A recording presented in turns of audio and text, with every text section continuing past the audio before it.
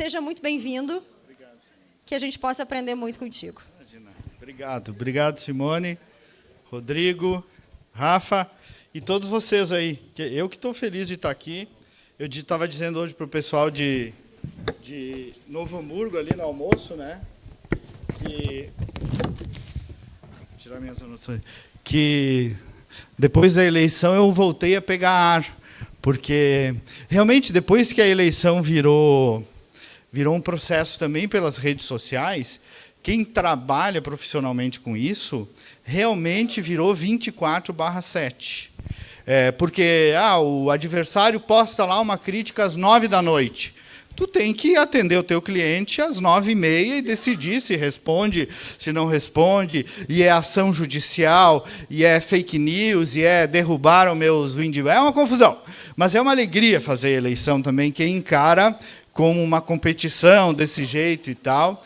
Só que é aquela coisa que tu já avisa em casa, minha mulher, meus filhos já sabem, uma vez cada 2 anos, 2 meses, o papai não existe, porque realmente a gente é meio abduzido pelo processo eleitoral.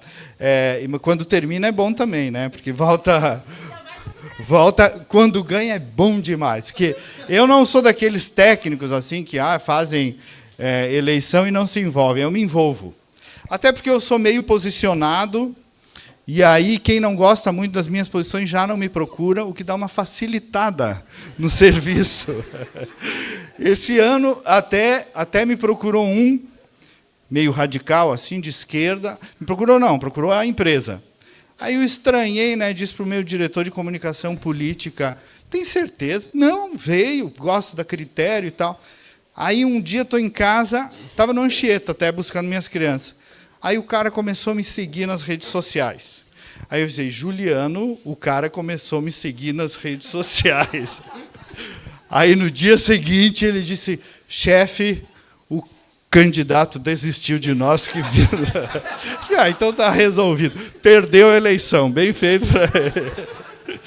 Então é isso. Mas, queridos, eu sou, além de empresário como vocês, a Critério tem 13 anos de atuação. Acho que hoje nós somos uma das maiores assessorias de gestão de imagem e reputação do país, da região sul, do país também. Já estamos entre uma das principais.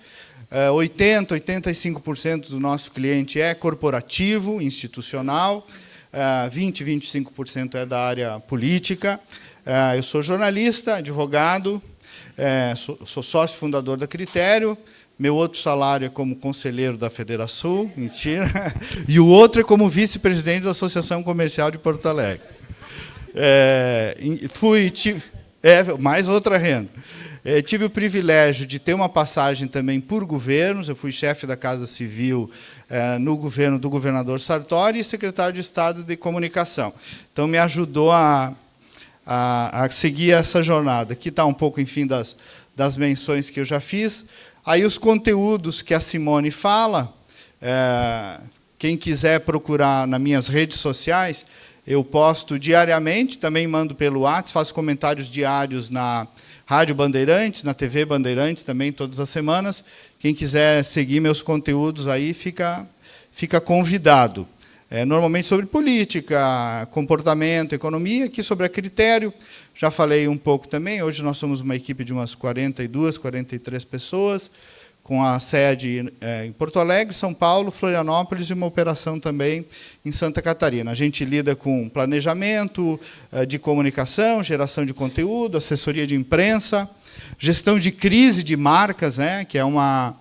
Com as redes sociais também, é uma demanda que tem aumentado bastante, né, quando marcas pessoais ou empresariais ficam expostas, né, e também com formação de cultura, que eu vi que todas as grandes empresas aqui falaram hoje sobre cultura.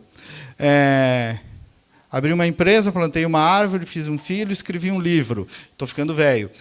Aqui está o meu livro. Meu livro é em coautoria com outros autores, está na Amazon, nas principais livrarias, sobre marketing político.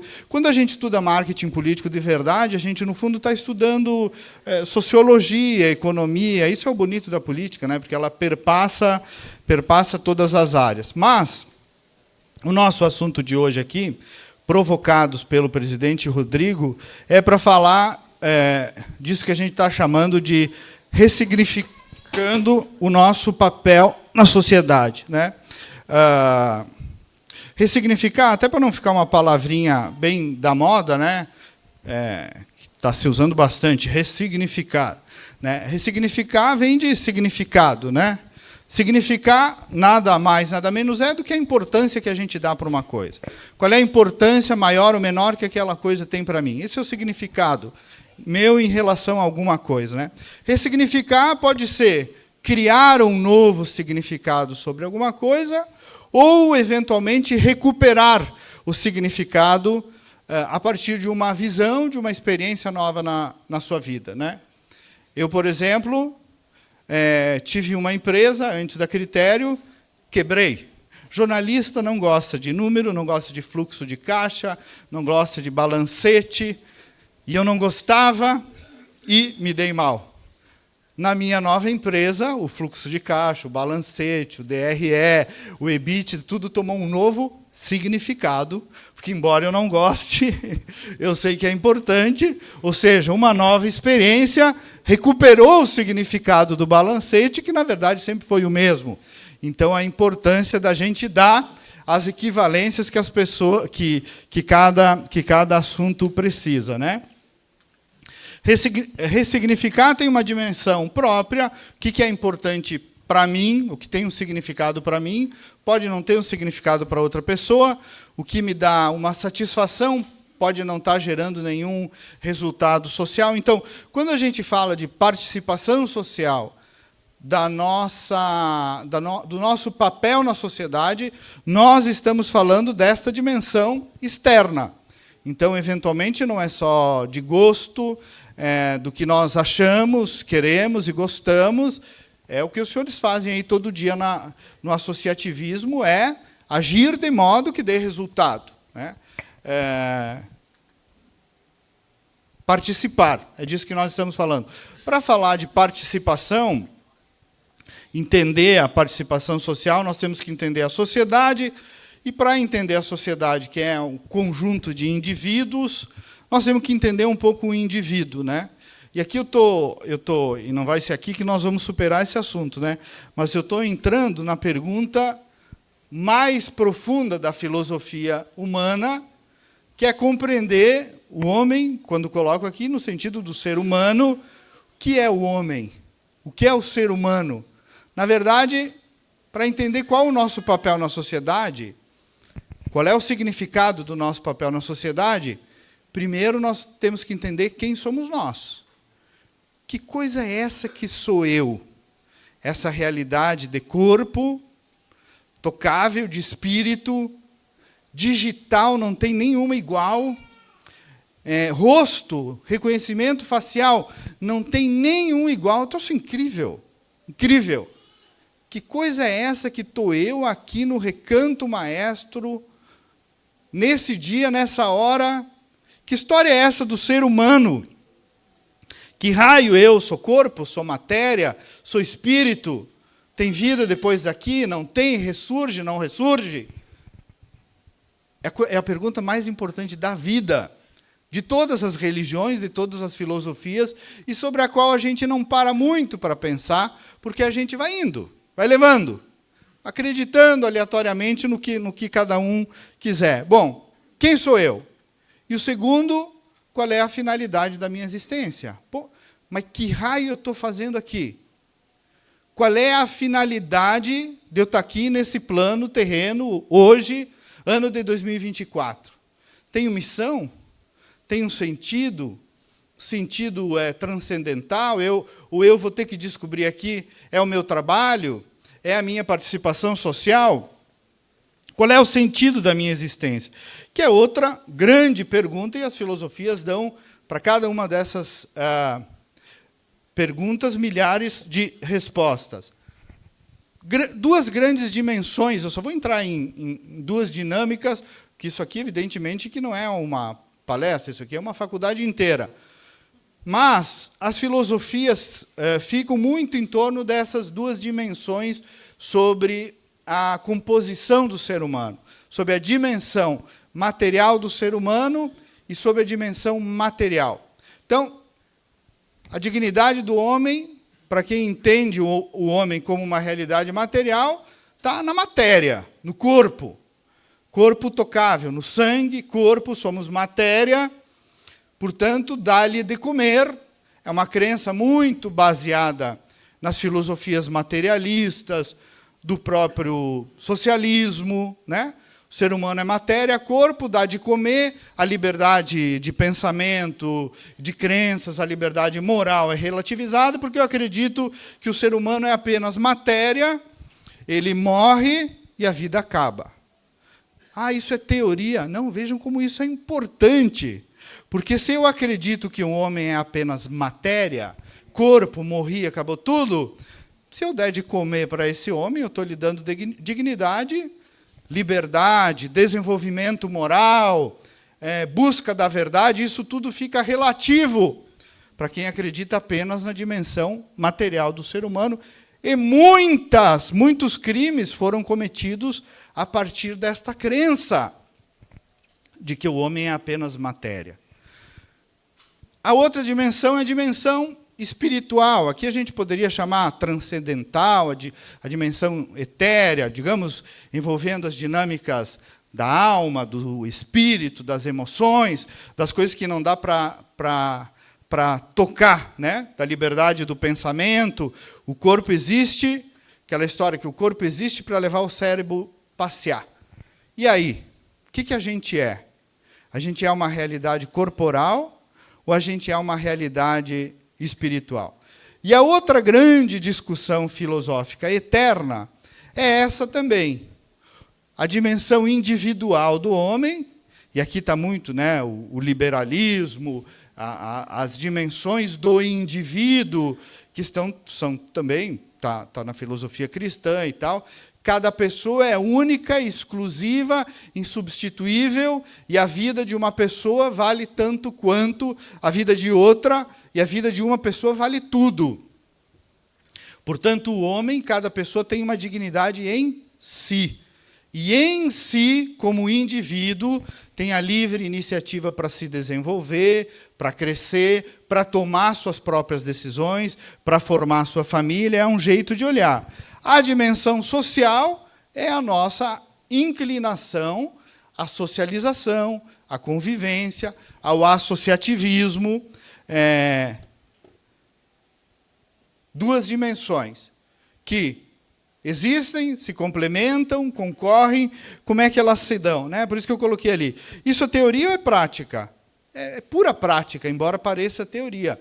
Especialmente para quem quer falar um pouco sobre a nossa participação na sociedade, né? O olhar equivocado dessas visões filosóficas mais profundas, que aqui eu estou trazendo, evidentemente, só de um jeito raso e superficial, né?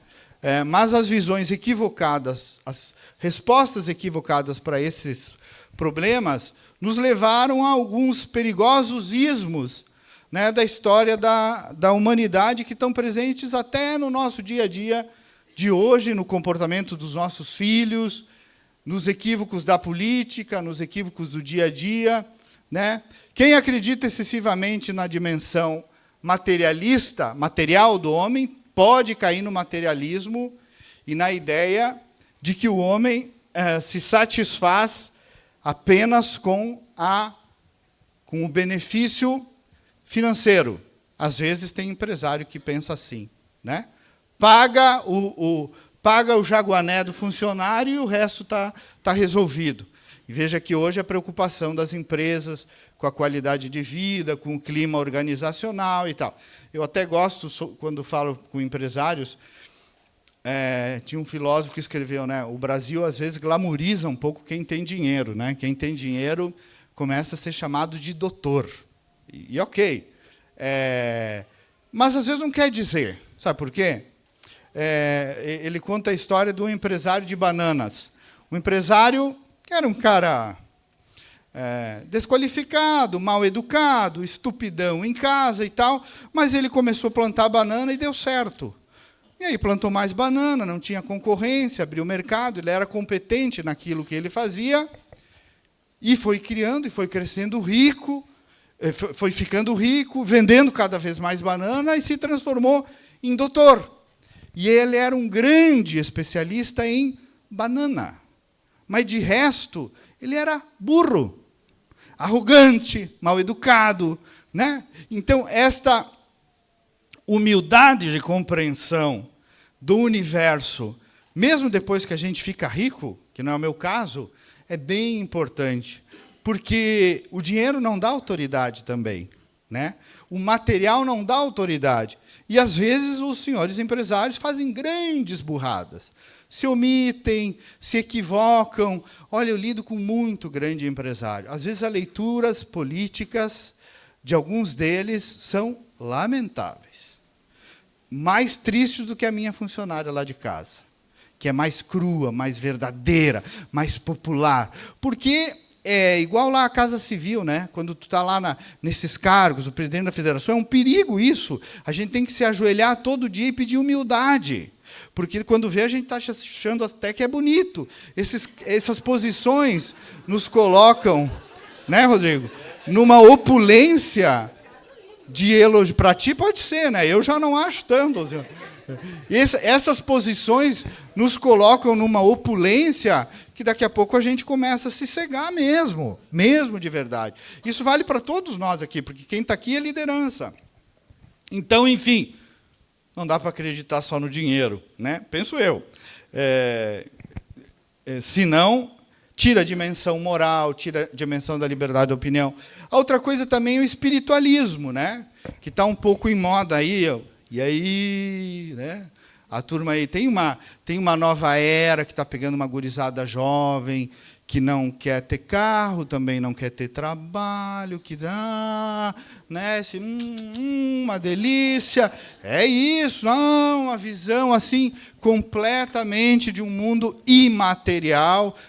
Bastante preguiça, eu acho. Desculpa para preguiça, eu não gosto de trabalhar, né? A gurizada. Então, tem um pouco estas influências desta construção, quando pesa apenas o pendor e trata a matéria como algo em si mal, o que também é um equívoco.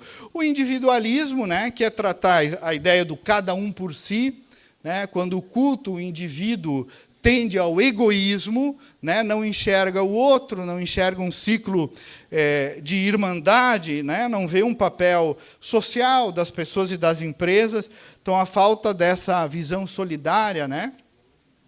O que a gente faz com os pobres? Hoje nós estávamos falando também no almoço.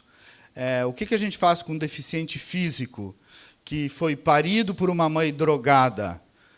Manda matar? Ou, de algum modo, nós estamos irmanados em algum grau de responsabilidade social no mundo em que a gente vive, né? O individualista acha que estou fazendo o meu aqui, o resto, F, asterisco, né? Foda-se.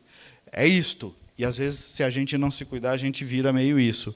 E o coletivismo? Bom, o coletivismo, amigos, está por trás das grandes movimentações políticas mais ligadas à esquerda, que é o egoísmo dos coletivos, né? O egoísmo dos coletivos. As corporações, é um pouco aquela ideia do partidão. O indivíduo não vale nada. E, se alguém discordar aqui da sala, aquelas cenas, né, da China, de Cuba, da Rússia, alguém discordar, passa ali atrás e né? Porque o que vale é o coletivo, né? Não, o que vale é o indivíduo e o coletivo. E a opinião de um indivíduo tem valor em si.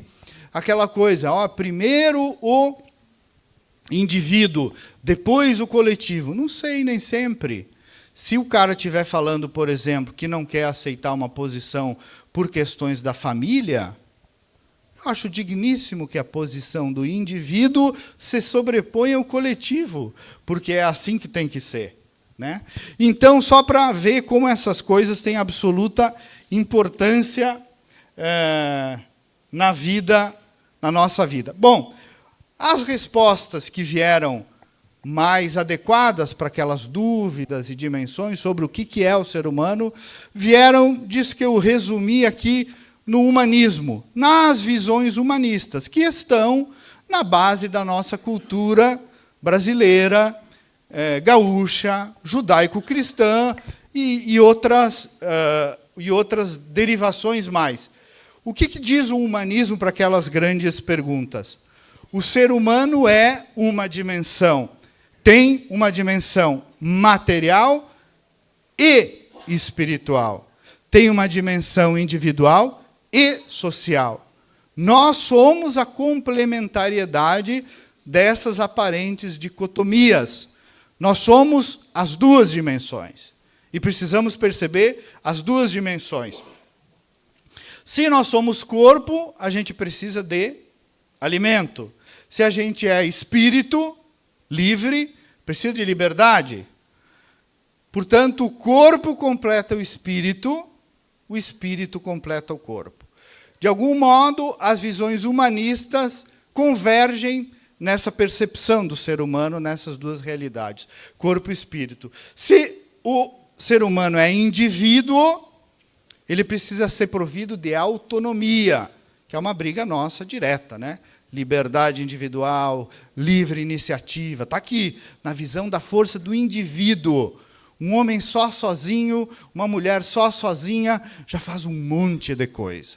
Um líder, né? Porque vai querer construir com o outro. Então, o poder do indivíduo, da pessoa, né? Da tomada de atitude.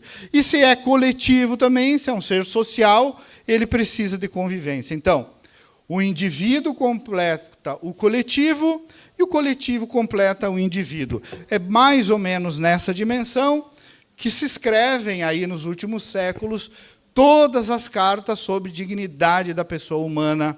E pessoa humana aqui não é redundância, porque se faz a dicotomia entre pessoa humana e pessoa divina. Então, as cartas de dignidade de pessoa humana brotam mais ou menos em torno desta visão de ser humano, que, se for equivocada, a visão equivocada disto já matou muita gente, em grandes genocídios, em grandes ditaduras, em grandes equívocos que a humanidade fez ao longo dos anos. Bom, nós falamos sobre o que é o ser humano, nós falamos sobre de onde se dá a dignidade do ser humano, que se dá em reconhecer um ser humano tem dignidade quando ele é reconhecido e inteiro em sua dimensão física e espiritual, em sua dimensão individual e social. E agora entra na outra parte aqui que eu falei da finalidade, né? Afinal, que raio é esse do ser humano? Né? Qual é a finalidade da nossa existência? Quando eu pergunto, em plateias maiores, né? Qual é o teu objetivo de vida? O que tu quer para os teus filhos? O que tu sonha para os teus filhos? Normalmente, 95% das respostas vêm assim: ser feliz. Quero que meus filhos sejam felizes. O que tu quer da vida? Eu quero ser feliz. Né? Mas que história é essa de ser feliz? O Rodrigo me pediu uma coisa meio filosófica. Eu estou avançando. Que era para isso. Depois nós vamos comer galeto, não tem nada de filosofia. Mas agora nós vamos gastar um pouco de pestana aqui. Mas que raio é essa de ser feliz? Né? A finalidade do ser humano, segundo as visões humanistas, é ser feliz. Mas como é que eu realizo? Qual é a concretude de uma vida feliz? O que essas visões humanistas dizem? Quase, cada uma de um jeito, mas quase que consensualmente. A felicidade, segundo o humanismo, decorre da prática do bem. Eu existo para ser feliz e a felicidade decorre da prática do bem. E aí, vocês devem conhecer alguém que não é o mais rico, que não é o mais bonito que vocês conhecem, que não é o mais famoso, e que vocês pensam assim: putz, aquele cara é feliz. E normalmente ele tem uma cara serena, é avó, um tio, um professor, aquela freira que às vezes você vem vindo, né, de hábito, coberta de preto, pobre, sem marido, você fala com ela, sem sexo, e você fala com ela 3 minutos. Meu Deus do céu, essa mulher é feliz. Ou os sábios que você encontra aqui numa roça, ou, às vezes, também um empresário que conseguiu manter o equilíbrio, pessoas felizes. Por quê? Praticam o bem. E o que é praticar o bem para avançar? Muita gente acha e confunde, né, a história de ser feliz com alegre, né? Tem que cuidar com isso. Tem alguns escritores escrevem. Ser feliz tem a ver com permanência, tem a ver com mar calmo, tem a ver com constância. Você pode ser feliz e conviver com momentos. Alguém diz assim: não existe felicidade, existem momentos felizes. Mais ou menos. Você pode ser feliz e conviver com momentos tristes. Agora, muita gente se atrapalha sendo alegre e infeliz. Exemplos? Fácil. Aquele que eu fiz assim. Na hora, o que ele está sendo? Alegre. Alegre, fumando uma maconhazinha. Alegria. Pular do bungee jump, uma alegria para eles. Para mim, não, né? Eu aproveito a vida. O cara está numa endorfina de sempre precisar ser alegre, porque não descobriu a felicidade. A felicidade pode estar numa cuia de chimarrão com o teu pai e com a tua mãe. É diferente. Alegria de felicidade. E às vezes a gente se entorpece buscando alegrias, uma depois das outras, e esquece que a felicidade é um pouco mais profunda e permanente, até mais fácil do que a gente imagina. Mas e aí? Ser feliz é praticar o bem. E o que é praticar o bem? Hein? Essas filosofias humanistas que estão na base, tenho certeza que da cultura de quase todos nós aqui, elas têm uma resposta também. O que é o praticar o bem? Está aqui a chave. Praticar o bem é o exercício do amor. Amor mesmo. Amar. Praticar o bem é amar. Quando você faz uma coisa motivada pelo amor, o amor de uma escolha racional, você decide amar. E você passa a amar, quer entregar-se, quer doar-se, quer dar de si para outro. Tem coisa melhor? A resposta. Por que o associativismo nos cativa? Estava falando ali, né? Porque tu está fazendo gestos de amor o tempo inteiro. 80% para as outras pessoas, 20% tu também queres que o teu negócio tenha resultado, que aquilo tenha um network, que tu aprenda com aquilo, mas 80% tu está dando sem aparentemente receber algo em troca. E essa energia que vem se chama amor. Podemos chamar de vários jeitos, mas o jeito mais simples de chamar é amor. Hoje a Simone me contou, chegou uma pessoa do interior, uma mulher, estava meio na dúvida se ia se encontrar, porque é a primeira vez que vem, ela chegou, nem conhecia, eu dei um abraço, chamei ela para uma roda, dei um chimarrão, e ela me disse que já está se sentindo bem. Um gesto de amor, a prática do bem. E quem estava faceira era a Simone, talvez mais do que ela. Viu como é mais fácil, às vezes, do que a gente acha. A gente fica consumindo coisas hoje em dia, Instagram, tomar banho frio e não sei o quê, tá umas loucuras hoje, né? Eu fico irritado com esses coaches. Eu também sigo uns para tentar dar uma melhoradinha. Mas com esses eu me irrito. Entrar num banho frio. Esse dia um me mandou eu mergulhar no gelo. Digo, vá tia merda, eu não vou mergulhar em gelo, coisa nenhuma. Já plantei a árvore, escrevi o livro, já deu. Gelo, já não vou mais, né? Menos um pouco, às vezes, né? Porque senão a gente perde um pouco as estribeiras. Especificamente o humanismo cristão, que está na base de 90% da nossa cultura. Então, não estou trazendo aqui, Rodrigo, uma visão religiosa, estou trazendo uma visão cultural, poderia trazer outras, mas escolhi essa, que está em 90% da nossa cultura. O humanismo cristão tem uma resposta ainda mais clara para essa pergunta sobre o que é o bem e o ato de amor, né? Praticar o bem é praticar o amor. O que o humanismo cristão diz? Está lá na fichinha número 1. Fichinha número 1. O homem desceu para cá, reuniu 12 e mandou escrever numa pedra dicas de vida. Né? Não entrar na banheira com gelo e água fria. Não foi isso que estava lá nos mandamentos. A primeira leizinha que ele escreveu, vocês querem ser felizes segundo Cristo, tá? E quem não acreditar está valendo. Mas eu estou trazendo aqui agora uma visão filosófica, inclusive. Porque isso aqui é religioso também, evidentemente, mas não é comportamental também. E qual foi a diquinha 1 do homem, com H maiúsculo? Amar a Deus sobre todas as coisas e ao próximo como a ti mesmo. Olha aqui, nosso papel social. Está dito aqui. Dimensão individual, ti mesmo, e amar ao próximo como a ti mesmo. O que é isso se não é papel social? O que é isso se não... Pode até tirar isso aqui, quem não quer. Eu não tiro, né? Quem não, eventualmente não gosta. Mas aqui, o ato de amor a Deus sobre todas as coisas e ao próximo como a ti mesmo. Está aqui uma dica maravilhosa de felicidade, de sentido existencial, e para a gente encontrar esse rumo que a gente está perseguindo aqui. Né? A gente falou de finalidade da nossa existência, que é uma ideia ligada à felicidade, que decorre da prática do bem, que decorre da adesão ao ato de amor. Mas, amigos, isso não é viagem, não é papo de igreja, independe totalmente de religião, mas só se vê que no DNA mais profundo, quando o Rodrigo me provoca para falar sobre qual é o nosso papel social, o nosso papel social está na base das filosofias que mais deram certo no mundo todo. As bases filosóficas e políticas que mais deram certo no mundo todo têm por trás esta visão de um papel social responsável, aderente ao bem e que respeita o próximo e que o ser humano seja individual e social, respeite a dimensão corporal e a dimensão espiritual também.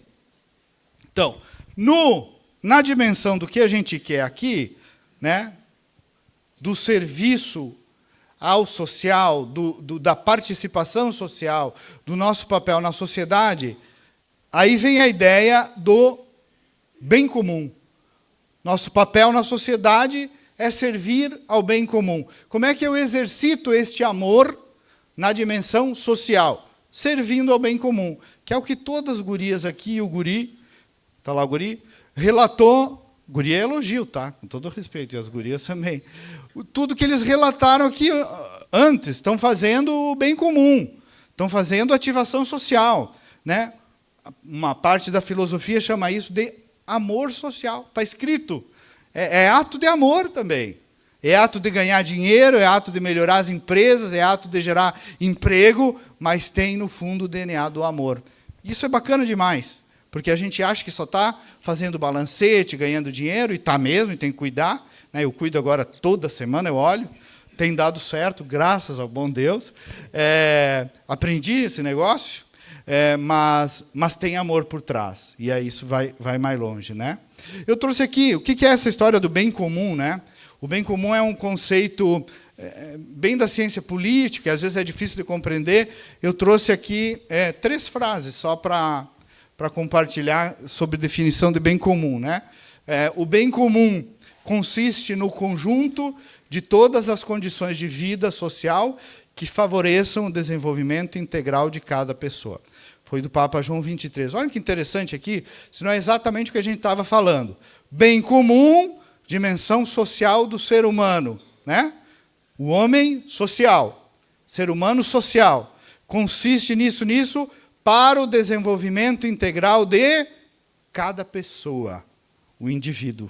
Então, tem ali, nesse conceito, um casamento perfeito entre a complementariedade da ideia do ser humano individual com o ser humano que é tendente também à socialização.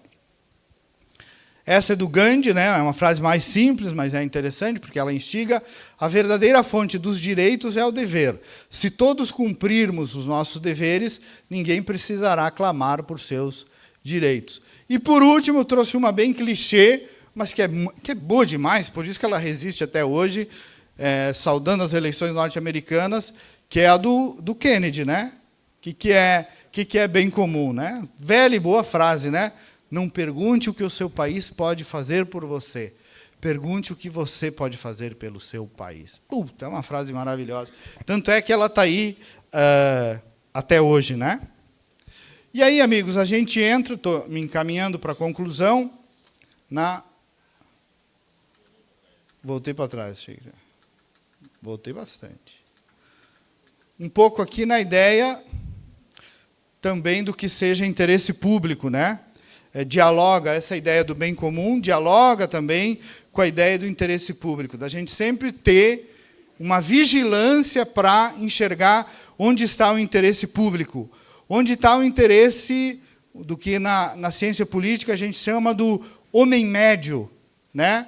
O homem médio que a gente pesquisava lá em Porto Alegre. O que o homem médio estava dizendo? Aquele cara que a gente não ouve, que nos acessa, que normalmente tem uma condição social mais baixa do que a nossa, né? O que ele está precisando? Como eu posso servir a essa pessoa, a esse ser invisível, a esse gaúcho profundo, a esse brasileiro profundo? Esse é o nosso papel social.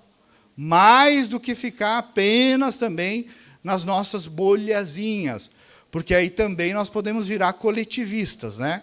E, às vezes, os empresários também viram corporativistas, quando fecham apenas na sua microdimensão e não têm um olhar do todo, coisa que a Federação, ao contrário, tem sido um exemplo, por sinal. Eu lembro que uma vez, normalmente, Casa Civil é um lugar de bola quadrada, né? As bolas redondas vai para o secretário de obras, o secretário de transportes, né, o da segurança, que entrega. Na Casa Civil só entra bola quadrada. Quando dois estão brigando, termina ali. E, às vezes, são brigas legítimas, cada um defendendo uma coisa. Um setor da vida, outro setor, o secretário da Educação quer aumentar os professores, o da Fazenda diz que não tem dinheiro, um setor quer liberar impostos, outro não quer. Enfim, o tempo inteiro interesses divergentes, né? E aí o falecido Nelson Proença me disse assim: Kleber, aquele cargo ali, tu senta na ponta da mesa, não é de graça, isso é simbólico. Porque, normalmente, estão dois interesses distintos, cada um do lado da mesa. Os dois legítimos em si, mas tu é que vai ter que detectar onde está o interesse público. Onde está o bem comum. Então, o desafio de encontrar o bem comum dentro de interesses conflitantes. Uma vez a minha equipe, quando eu propus como secretário da comunicação extingui a Corag, consegui, né? Eu extingui, vou botar isso no meu currículo, extingui a Corag, que o Estado tinha uma gráfica. O Estado tinha uma gráfica. Aí diziam, mas ela dá lucro, secretário. Sim, o Estado compra tudo, como é que não vai dar lucro por preço mais caro? Precisa o Estado ter uma gráfica em Porto Alegre? Mas Deus o livre terminar a gráfica do Estado. Essa nós conseguimos. A outra, que eu tentei dar um novo formato, menos pesado e tal, foi a TVE, né? Porque um custo gigante, no governo Tarso tinha aumentado 4 vezes o custeio, e aí tesoureamos bastante. E aí os meus funcionários diziam, secretário, um procurador que estava lidando com os funcionários e tal, secretário, eu vou ser sincero para o senhor, eu estou com pena dos funcionários. Complicado, uma fundação em extinção, estão vindo aqui, não sabe para onde vão. E, de fato, eu digo, cara, ok, mas assim, quando sai ali na rua, olha essa Praça da Matriz, quantos tem vendendo loteria, esfregando sapato, é desses que tem que ter pena. Né? O interesse público reside mais lá do que esses que estão em torno de boas oportunidades. Né? Daqui vem um pouco também a visão do solidarismo, né? Aqui, passou. Do solidarismo, dialoga também com a ideia do papel subsidiário do Estado, baseada no humanismo, né? A ideia do vínculo fraterno entre nós. Vejam que eu não estou falando de obrigação, que ninguém está obrigado a sustentar o outro. Né? Essa visão solidarista, humanista, fala de um vínculo fraterno numa dimensão quase de irmandade ética que os seres humanos convivem entre si, e, a partir disso, surgem essas obrigações. Né? E elas sempre surgem do individual para o social. Né? É um impulso que tem que sair de nós, do nosso coração, para depois partir para a ativação social. Às vezes tem que ter vocação também para participar da sociedade. Nem todo mundo tem. E, às vezes, deixa quieto. Porque tem gente que só vem para incomodar. Né? só vem para atrapalhar, não, aquelas pessoas que não têm espírito de equipe, não sabem, não quer, tá, deixa quieto, tem tanta gente que quer, tanto líder, tanta gente querendo. Às vezes é vocacional mesmo, tem gente que não nasceu para o troço social tanto, então deixa ele um pouquinho mais lá. Mas é bom a gente observar, senão às vezes a gente erra a mão na seleção de talentos. Então, o que eu concluo aqui? Só que essa lâmina pulou. Dentro da provocação que o Rodrigo me fez sobre o nosso papel social, ressignificando o nosso papel social. A nossa vida tem um papel social, que eu tentei mostrar aqui, que é intrínseco. O nosso papel social é da própria natureza humana. Ser feliz exige termos um papel social. Sem socialização, sem amor social, provavelmente terei dificuldade até de encontrar a felicidade. Então, o papel tem um papel intrínseco. Inclusive, é um impulso moral. Esse papel social é compartilhado com outros indivíduos. E ele nos realiza sob a dimensão do amor social e da felicidade. E a colega ali estava falando, olha, o pessoal gosta, vibra quando está lá junto, né? É disso que se trata. Como é bom a gente conviver. Agora eu pulo para cá. Quem age e se organiza mais, porém, então, estou falando, é um ato de amor, é uma alegria, está lá, mas não vamos ser bobo. Quem age e se organiza mais, influencia mais socialmente. Quem age e se organiza menos, influencia menos socialmente. Nosso papel social, portanto, também precisa ter uma dimensão política, ética, de fazer. E aí, poderia quase assinar embaixo aqui, Federação. Quem se organiza mais, quem tem mais capilaridade, quem une forças, quem ouve pessoas, quem unifica pautas e agendas, quem tem posicionamento, dá mais resultado. E eu testemunho lá em Porto Alegre, no meio do jornalístico, por que a Federação aparece tanto mais? Por causa disso, porque tem vocês, porque é de verdade, porque tem capilaridade, porque de vez em quando compro umas brigas. Coisa boa comprar briga de vez em quando, né? Em casa, com os filhos, tem que comprar briga. Esses dias eu disse numa palestra lá na Associação Comercial, né? Inclusive na política, né? Porque se criou também uma cultura, como a gente deu umas extremadas aí, também se criou uma cultura, não, tudo tem que ser comportado, bem moderado, falar baixinho. E, olha, muitos genocídios, muitas porcarias, muitos roubos e corrupções foram feitas assim como eu estou vestido, engomadinhos, bem comportados e passando a mão em todo mundo. Então, às vezes, precisa de uns loucos. Né? Precisa de uns loucos, de uns gritos. Então, não vamos ter esse fetiche pelo bom comportamento. Bom comportamento é bom, mas não é tudo. Porque, às vezes, ele pode ser uma grande enganação e produz um grande efeito. Portanto, para encerrar, ressignificar o nosso papel na sociedade é resgatar a sua função intrínseca, ou seja, faz parte da nossa natureza, é um ato de amor, conduz à felicidade e também a sua dimensão externa. Agir no mundo dos fatos, organizar-se, ocupar espaços, associar-se, influenciar e agir politicamente. São as duas dimensões possíveis, me parece, presidente Rodrigo, Rafael, do nosso papel na sociedade hoje em dia, que é mais de resgate do que sempre teve muito claro, deveria ter estado muito claro para todos nós. Enfim, termino dizendo isso. Era para falar do nosso papel social, mas eu acabei falando de amor. Porque, sim, nosso papel na sociedade também é um ato de amor. Está aqui meu Instagram, para quem quiser me seguir. Obrigado pela atenção e um abraço a todos.